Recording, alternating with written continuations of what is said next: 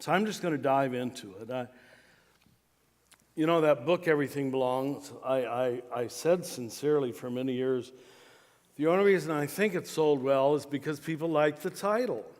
And somehow they knew in their heart of hearts that that had to be true. That if it's here, then someone's allowing it to be here. I don't mean that in a passive way, but our job is to find out how it does belong. And the sad thing that has emerged in religion, it was always true, it seems, but became very clear in the last 50 years, it seems, is that religions largely were known by what they didn't include, what they didn't do.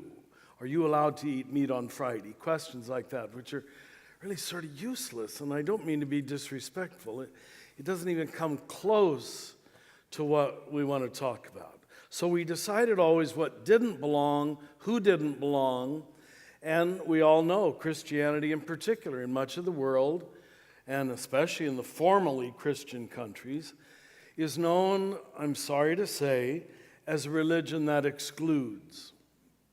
And you say, how did we get into this? Deciding who was in and who was out. I know I read this years ago. I'm sorry I can't tell you the exact author, but this was the message, I'm sure.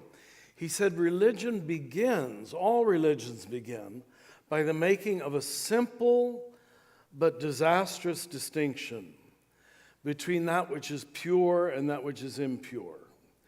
And then a whole priesthood and a set of laws emerge to keep you on the pure side, however that's defined, and to keep you away from the impure side. Now, to the early